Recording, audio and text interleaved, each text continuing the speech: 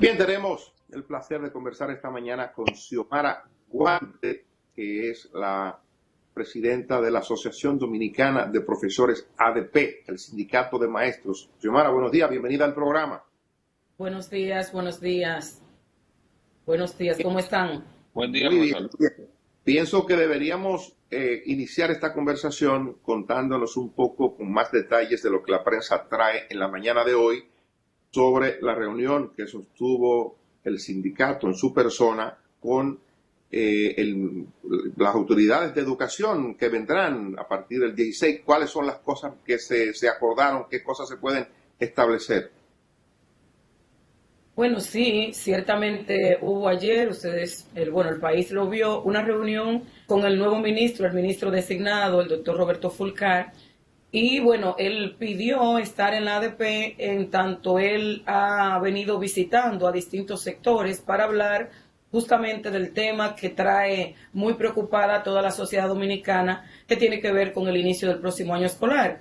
Nosotros le tocamos ese tema como tema número 1 porque él pidió reunirse justamente para ver eso. Hablamos de los compromisos que tenemos pendientes con el Ministerio de Educación, del acuerdo que firmamos el día 30 de enero, de los retrasos de ese acuerdo que hemos tenido. Le entregamos primero una copia, un documento sobre la postura, la opinión de la ADP con relación a lo del próximo año escolar. Le entregamos una copia del acuerdo que hemos firmado con el actual ministro Antonio Peña Mirabal, y además hablamos de la ley de educación 66-97, las posibilidades de reforma que están sobre la mesa. Esos tres temas fundamentalmente. Hubo luego un intercambio con los miembros del Comité Ejecutivo Nacional, pero puntualmente se trataron esos dos temas, el tema de los compromisos sobre la mesa y el tema del inicio del próximo año escolar. Mire, dice la prensa que ustedes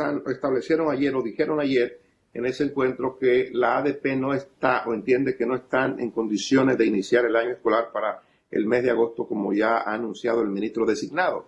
¿Es cierto? ¿Por qué? Sí, esa de las cosas que le plantea el documento que le entregamos, de las cosas que plantea el documento que le entregamos al ministro, está esto, y nosotros lo dijimos, claro, no es que es lo que diga la ADP, nosotros le estamos haciendo la sugerencia de que entendemos que no estamos listos para iniciar el 24 de agosto. Hemos perdido mucho tiempo desde el momento que fuimos a confinamiento en marzo, y bueno, hubo un esfuerzo importante del magisterio impartiendo docencia vía internet, utilizando sus plataformas personales. Específicamente, y la más común fue la del WhatsApp. Pero sabemos que esto no es una plataforma idónea, no es una plataforma interactiva, no es una plataforma robusta que permite impartir docencia de manera efectiva. Entonces generó mucho estrés a los docentes este tema, y entonces nosotros pensamos que debimos haber empleado estos 2-3 meses que han pasado para ir preparando una plataforma que permita que podamos ver esa parte de la virtualidad de la educación. Sabemos que estamos viviendo momentos difíciles luego de la entrada del coronavirus, y esa es una realidad con la que tenemos ya que convivir y tenemos que preparar el sistema educativo para ello. Entonces, al no haber hecho nada, no habernos preparado, es imposible, y eso tenemos que aceptarlo, que vayamos a convocar a estudiantes, a padres, porque los padres muchos llevan a sus niños y niñas a los centros educativos, al personal administrativo y a los profesores, donde tenemos tantos profesores con situaciones de salud que los hacen vulnerables al coronavirus. Nosotros tenemos muchos maestros sobrevivientes de cáncer que están en las aulas. Nosotros tenemos maestros con diabetes crónica, con hipertensión crónica. Entonces, todo esto dice que no estamos listos para iniciar el 24. Si nos hubiésemos preparado para combinar, para tener un modelo híbrido, como decimos nosotros, que es lo que hemos planteado la ADP. Híbrido significa que podamos intervenir de manera virtual, claro, no como se hizo en días pasados, porque ya la experiencia nos dice que tenemos que prepararnos, que tiene que ser dirigido por el Ministerio de Educación, que tiene que establecer el Ministerio la plataforma o las plataformas, porque pueden ser varias, en las regionales grandes, por ejemplo, como la regional 10, la regional 15, se pueden usar varias plataformas. Y aquellos lugares donde el Internet no llega, comunidades muy pobres, muy deprimidas, aún estando aquí en la capital, entonces que llegue la radio y que llegue la televisión. Y eso se puede hacer. Claro que hay que hacerlo con un plan estratégico y poniendo una gran voluntad y con mucha responsabilidad. Porque en definitiva tenemos que asumir lo que está pasando y hay que salvar este año escolar y hay que tratar de utilizar las herramientas que nos permitan que no se profundice más la brecha que hay entre los más pobres y los que más tienen. Y esto lo podemos hacer en la medida que nos organizamos para que la educación pueda llegar a cada rincón de la República Dominicana. Que si nos lo proponemos y entre todos empujamos, lo podemos lograr. Profesora. Oscar, ¿hay información, Xiomara, tienen ustedes de estadística de cuántos maestros pudieran haber sido afectados a este momento con el COVID? ¿Cuánto le ha dado? Pero nosotros tenemos una estadística actualizadísima porque hemos estado dándole apoyo afectivo, apoyo emocional a los compañeros que han sido afectados y también un poco de apoyo económico en el sentido de que tienen que comprar medicamentos. Algunos han estado en situación grave y han muerto alrededor de 25 docentes producto del coronavirus. Ahora mismo tenemos 385 docentes afectados del coronavirus, una cosa que a nosotros nos ha impactado bastante. Hemos estado llamando la atención y diciéndole a los compañeros que tienen que cuidarse, que tienen que usar las normas de higiene, las normas de prevención que ha anunciado la OMS, que tienen que usar mascarillas, que tienen que estar el mayor tiempo posible en las casas, porque la verdad que ha sido uno de los sectores más afectados por esta situación, bastante, y nos preocupa mucho. Y eso es con los centros educativos cerrados. Imagínense que llamemos ahora a docencia, aún sea semipresencial, es una situación muy difícil, no es posible de ninguna manera. Y como no nos preparamos para iniciar de manera a distancia, entonces ahora el tiempo lo tenemos que emplear preparándonos para eso. Cuando estemos listos, entonces pienso que es que se le debe poner fecha al inicio del próximo año. Profesora, hay una posición que mantiene la Asociación de Colegios Privados en el sentido de que se flexibilice la posibilidad de que quienes puedan iniciar el año escolar, porque tengan las facilidades, lo hagan. Y que un segmento del sector privado que lo pueda hacer, o el sector público que también esté preparado para dar clases de forma remota, que inicien, independientemente de que haya una parte que no lo haga, hasta que estén listos, en lo que se van preparando. ¿Cuál es la posición de ustedes con relación a esta solicitud que ha hecho la Asociación de Colegios Privados? Bueno, pero a mí me parece que lo que ha ocurrido, lo que está ocurriendo con la pandemia, ese es un tema país, es un tema que envuelve a toda la República Dominicana. El sistema educativo dominicano es único, es uno, y tiene que ser regido por el Ministerio de Educación. El Ministerio es el único rector del sistema en su conjunto. Nos parece que permitir que inicien unos sí y otros no, entonces estaríamos hablando de profundizar brechas frente a un tema que no es porque los colegios decidieron empezar a una fecha y la escuela pública a otra. No, estamos hablando de un tema que ha venido una pandemia que ha revolucionado toda la vida de nuestro país y del mundo. Entonces, si nosotros permitimos que eso ocurra ahora, estamos diciendo que hay una educación definitivamente para los pobres y otra para los que más pueden. Y eso no puede darse nunca. De manera que me parece que el que esté listo debería esperar.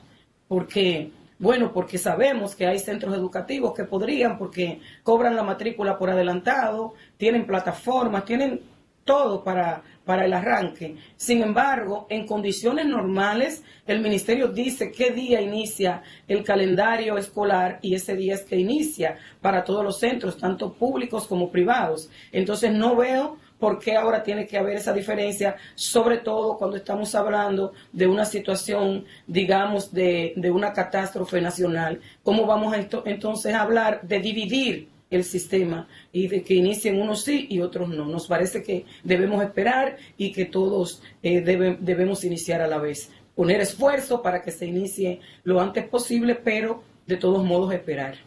Presidenta, mire, esta pregunta va en el orden de tener una idea. El año escolar que está caminando, ya hemos hablado del que viene, cómo va a operar. En términos prácticos, ¿este año se perdió, semi-perdió? O sea, ¿cuál es el estatus importante de este año? ¿Cómo se califica a los estudiantes? ¿Lo perdieron, lo renovaron, se empató? ¿Cuál es la idea que queda de este año escolar que terminaba en el verano? No, justamente cuando decidimos que se promoverían los estudiantes con aquel 70%, no solo de contenido, de contenido curricular, sino también de tiempo en el centro, en los centros. Cuando se decidió esto es porque se hizo una evaluación y se determinó sería una pena tremenda que se pierda un año escolar donde se ha abordado un poquito más del 70% de la malla curricular que teníamos planteado. O sea, eso no se considera ni mínimamente posible. Y decir que sí se aprovechó bastante porque, bueno, hubo una franja digamos, importante, que no pudo tener acceso a aquella formación que dieron los maestros vía el WhatsApp, vía el Internet. Sin embargo, hubo una franja importante que sí la aprovechó y eso se tomó en cuenta inclusive para fines de su calificación de estos estudiantes. De manera que nos parece, no podemos venir a decirle a ustedes que no pueda quedar alguna cosita que haya que nivelar, y eso es algo que se contempló también para que cuando inicie el próximo año escolar, aunque sea un par de semanas, tomemos para hacer ese proceso de nivelación. Sin embargo, a mí me parece que para lo que ocurrió, nosotros salimos muy bien parados con el tema del año escolar pasado. Se aprovechó bastante. Yo repito que a marzo de cada año, primero que se han evaluado, se han practicado 3 evaluaciones. O sea, los estudiantes tienen colocadas al mes de marzo siempre 3 calificaciones. Solo faltaba la número 4. Y además, en marzo ya cada docente sabe el estudiante que va a pasar. Aún se le aplique una prueba y repruebe, como quiera, ya el maestro sabe, ya cada docente sabe quiénes son los que van a promover. En marzo hace rato que eso se sabe. Le hacía la pregunta para despejar las dudas, porque de hecho había escuchado al ministro actual, Peña Mirabal, hablar en ese orden, pero debe quedar entonces el nivel de confianza de que, a pesar de la pandemia, el año no se perdió como algunos llegaron a pensar. Y es buena noticia esa, ¿eh? Es buena noticia. Claro. Mire, Xiomara, lo que dice que le entregó, o sea, 3 puntos, hay un punto que tiene que ver con un acuerdo que usted refiere, que me imagino que es el aspecto de la reivindicación para el sector magisterial. Cuéntenos en qué consiste, qué es lo que está pendiente. Bueno, está ¿qué es lo todo que está pendiente. ¿Está? No te escuché bien, Dani. Parece que hay alguna situación de conexión. A ver, si me pudiera repetir, porque no te escuché bien. Uno de los puntos, de los 3 puntos que usted le entregó al señalado para ser ministro de Educación en el nuevo gobierno, tiene que ver con un aspecto reivindicativo de los maestros que está pendiente de cumplimiento. ¿En qué consiste? ¿De qué se trata? Bueno, ustedes saben que nosotros firmamos el día 30 de enero con el ministro Peña Mirabal un acuerdo que contenía distintos puntos, no solo puntos reivindicativos del magisterio, aunque los contiene todos, sí también temas que tienen que ver con el mejoramiento del sistema educativo en su conjunto, temas que aportan a la mejoría significativa de los procesos, que es lo que en definitiva produce calidad de los aprendizajes. Nosotros para ese momento habíamos hecho un estudio de la situación de los centros educativos y en ese acuerdo le planteábamos al ministerio con datos científicos fruto de la investigación que hiciéramos de la situación de los centros educativos del país, cosa que salió entonces ahora con el tema de la pandemia. Nosotros tenemos un 23% solo de centros educativos en los que recibimos agua potable por lo menos 3 veces a la semana. Los demás no la reciben nunca. Y todo esto nosotros lo plasmamos en el acuerdo para que el ministerio iniciara la reparación de los centros. Había un tema que nosotros fuimos a plantearlo al actual presidente de la República en el pasado, en junio del año 2019 y el presidente de la República se comprometió con el magisterio a hacer la especificación en el presupuesto de educación para corregir una distorsión histórica en el salario de los docentes. Los docentes del nivel medio perciben casi 4.000 pesos por encima de los docentes del nivel básico y ambos títulos son lo mismo, el tiempo que elaboran es el mismo y no hay una razón para ese salario diferenciado. Eso está en el acuerdo, el presidente autorizó una partida, pero esa partida se redujo en el ministerio, no entendemos por qué, porque cuando se aprobó el presupuesto en el Consejo de Educación, el proyecto de presupuesto de educación para el 2020, se aprobó con una cantidad considerable de recursos que iba en ese sentido. Sin embargo, luego,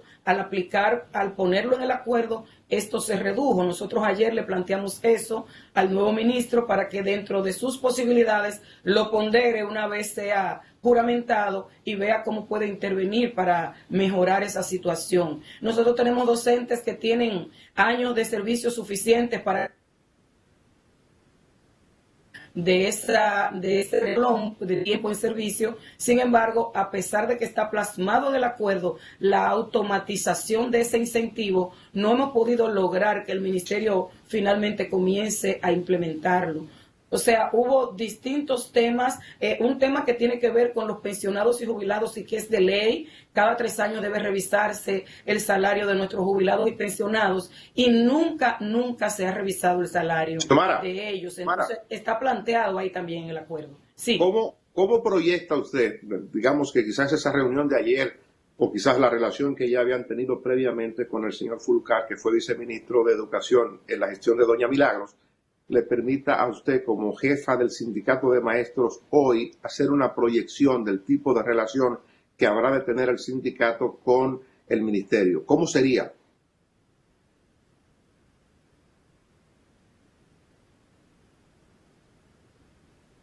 Parece que no me escuchó. No, parece que está frisada la comunicación. ¿Cómo sería? Exacto. ¿Cómo sería? ¿Cómo sería? Escuché. ¿Cómo sería la relación? Sindicato-ministerio. Correcto. Así es. Bien.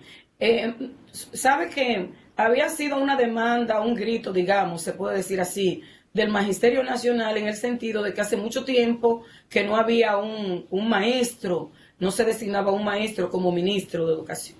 Ha generado grandes expectativas en términos positivos y así se le expresó cada miembro del Comité Ejecutivo que se expresó ayer, que se expresaron varios, le comentaban lo mismo de la esperanza, la expectativa en términos positivos que genera el hecho de que viene un maestro conocedor del sistema, alguien que ha estado en aula, que es algo importante porque sabe qué se vive y qué se siente en las aulas, y además una persona que viene del corazón del sindicato porque por mucho tiempo fue dirigente nacional de la Asociación Dominicana de Profesores, está ahí contemplado en la historia del ADP, de manera que esto nos genera expectativas. Pero ayer el encuentro, hay que decir que,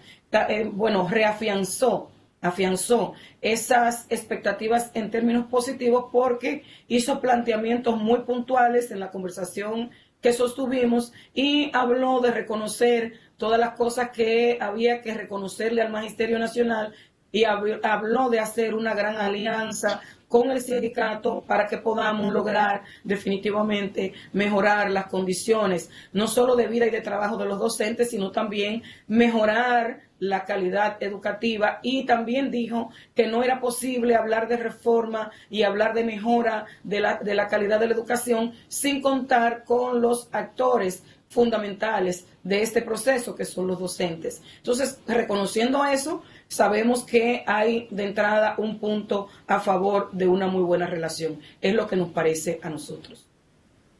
Profesora, por último, ¿han tocado en algún momento tocaron en algún momento con el ministro cuál sería la situación de la alimentación escolar, por ejemplo, si se continuarían en los programas a pesar de que el año escolar no inicia el 24 de agosto?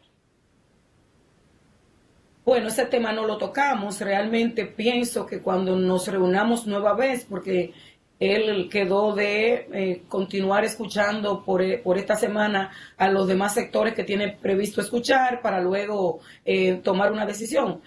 Imaginamos nosotros que cuando se vaya a tomar la decisión o cuando tomen la decisión, se reunirán de nuevo con los sectores para ver todo este tema. Sin embargo, me parece que ese tema de la alimentación tiene que buscarle una salida por todo lo que ustedes saben que encierra con las familias que tienen los niños y las niñas en la escuela pública y mucha gente que depende de esto y espera eso. Entonces, nos parece que habría que buscar un mecanismo, eso ya lo determinarán las autoridades, pero no tocamos propiamente ese punto, eso no se trató. Bueno, pues te agradecemos su tiempo y esperemos que las cosas fluyan de aquí al inicio del año escolar y que cualquier información referente a ese proceso, bueno, estaremos en disposición para que la ADP o el mismo ministerio, el ministro entrante o el ministro saliente pueda usarnos como medio, como canal para dar a conocer la decisión final sobre el año escolar.